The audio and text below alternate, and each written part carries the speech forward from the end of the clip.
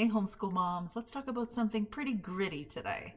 How do you homeschool plan for the next year when you don't even know if you want to continue this year?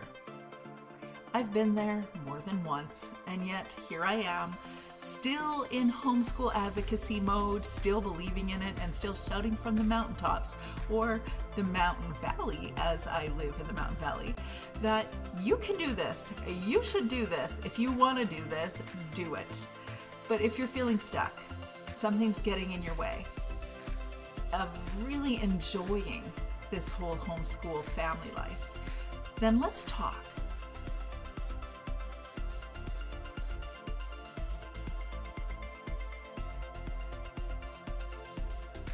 Let's talk about getting past the things that aren't working and move forward with clarity, confidence, and purpose. Hi, I'm Teresawiedrick. I am a certified life coach and graduated homeschool mom who's here to help you shed what's not working so you can show up in your homeschool and life authentically, confidently, and purposefully. It's lovely to meet you. I've learned that homeschool moms that do really want to homeschool, but kind of don't know if they really want to homeschool because of, you fill in the blank, your reasons. There are probably common reasons why you might feel like you're done with this thing. Let me share with you 9 thoughts or reframes that might help support you to continue homeschooling if you want to. The first thing that might be contributing to the reason that you're not wanting to continue is because you haven't been looking after you. Homeschool mama self-care is not optional. Here's what I've learned. You are a human too, and all human beings have needs. Every last one of us, even mothers. Take that in. If you are feeling drained or burnt out or resentful, that's a flashing neon sign that your self-care is likely being neglected. I've learned that sometimes I just need to be alone in my own house, and there is nothing sweeter than being alone in my own house. I'm actually alone in my own house right now. Well, except for Violet. Other times I need to do yoga or start my day with a morning meditation. I definitely need a morning coffee.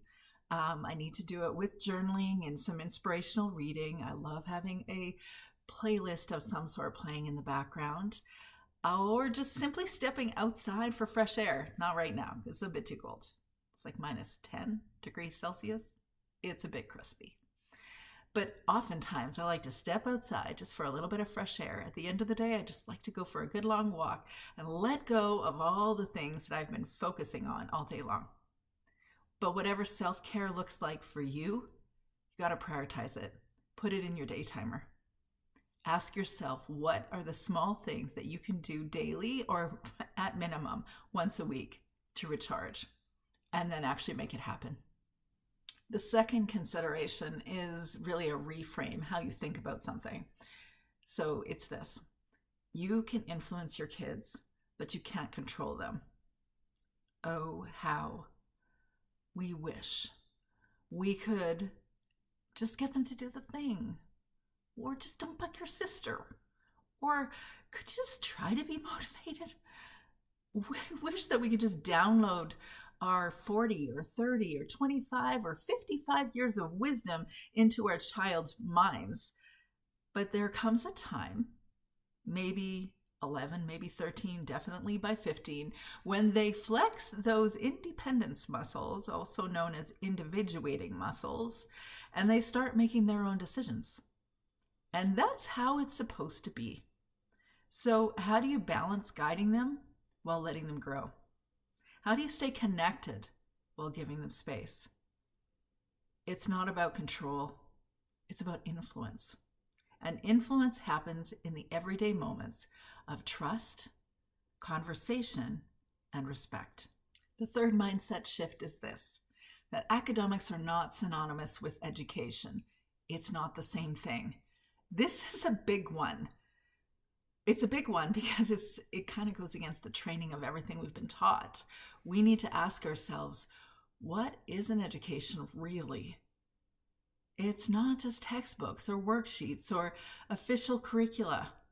It's curiosity, it's exploring, it's YouTube tutorials on soccer drills or slime making experiments and deep conversations about life and things that really matter. So, what kind of education do you actually want for your kids? And how can you lean into real, meaningful learning? The fourth thought or reframe is about this concept of socialization, which I'm sure you're not concerned about. I mean, maybe you are. Maybe there are scenarios where some homeschool moms are concerned about their only child at home, or maybe a child wants way more interaction than you're able to provide them in your local area. So there's possible realities around social opportunities being different in different communities. But the socialization question, are your children socialized, or can you socialize your child? It's probably not a concern for you if you've been doing this long enough, but maybe you're tired of being asked about it.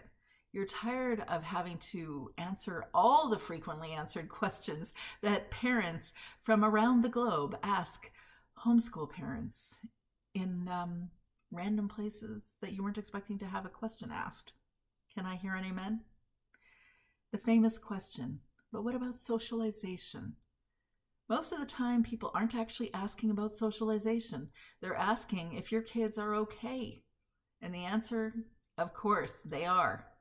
Your kids are learning social skills in real life, in real relationships, and in ways that actually prepare them for adulthood. So when someone asks, just smile and move on. Or if it's really triggering, ask yourself, why does it bother me so much? But get clear on what are the outside pressures from other people that are really triggering you, because that might free up a whole lot of pressure. You might actually want to continue doing this homeschool thing. The fifth reframe might be a suggestion for you to consider how much benefit you gain from this homeschool lifestyle. Like, we all have different circumstances. So sometimes people actually need to return to work, or maybe there's a significant event happening in your life where you really do need them to go to school. But if you're just feeling exasperated by it, think about one of the biggest benefits that you gain as a homeschool parent. I'm curious what you would say. Would you throw it in the comment below? So what I know for myself is that I have been the biggest educational recipient in this homeschool journey. I mean, I can't tell you how many things I've learned. Geography, philosophy, American history, geology, languages of all sorts, because we traveled a lot around the world. Oh, and if I didn't mention I was Canadian, we were also studying American history. I've learned so many things. I think more things than my kids learned. That's a gift. Homeschooling isn't just about what they learn. It's also about us growing too. The sixth reframe is this, that there is not one right way to homeschool. Just do it. Observe others, plan, change the plan, accept your mistakes or the things that aren't working. Keep moving forward, just like parenting. You'll never know it all, and you don't need to. The goal isn't perfection. The goal is growth. The seventh reframe is this. Kids will learn what they need when they need to learn it. If you're concerned about gaps, and this is part of the reason why you're wondering if you should stop homeschooling, let me encourage you that everyone has gaps. No one knows everything. Well, maybe AI? The goal isn't to turn our kids, though, into walking encyclopedias or Wikipedias or AI. The goal is to raise curious, capable, resourceful humans who know how to keep learning long after they leave our homes. If you're not sure you want to continue homeschooling, here's your eighth reframe. Your homeschool seasons will change, and that's okay. Somewhere between September and December, I loved formal academics. I was all in for classical homeschooling or Charlotte Mason homeschooling. I was like, let's just do it all. And by February, I was barely hanging on.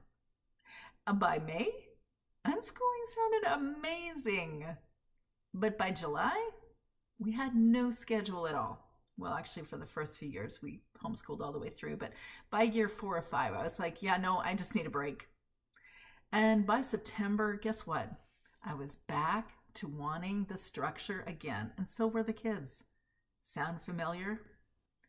Give yourself permission to adjust with the seasons. Your homeschool rhythm will ebb and flow. Let it. The 9-3 frame is kind of stereotypical, except it is 100% true. The days are long, but the years are short. It seems like in a blink of an eye, my youngest kiddo is going to graduate soon. All those sleepless nights and challenging days and big emotions and kids bickering, they felt like they would never end. But looking back, it went by so fast. Homeschooling isn't just about academics. It's about the moments, the memories, and the relationships that we build. So cherish it. It's worth it. I almost made myself cry. So how do you plan your homeschool year when you're unsure you even want to keep going? Plan with purpose. Know your why. Why are you doing this thing? Make space for the hard moments. Because when we homeschool with intention, when we take care of ourselves, give our kids room to grow, and lean into the unique journey or story that we're living or writing in our homeschool families, it'll change everything. It'll help you reframe everything. And if you need a little extra help reimagining your homeschool life, grab my free mini course, Reimagine Your Homeschool. It's designed to help you shift your mindset, build confidence, and find joy in your homeschool journey. If you want to go even deeper, join me in the Reimagine Your Homeschool group coaching program. It's an 8-week group coaching program that will be happening at the beginning of March. Together, we're going to work through the challenges, redefine what homeschooling looks like for your family, and build a plan that actually works for you. Oh, and before you go, would you consider sharing this with another homeschool mom who needs the encouragement too? Let's support each other in this homeschool journey. So don't forget to like, subscribe, and check out the description for more resources. You got this, girlfriend. Keep going.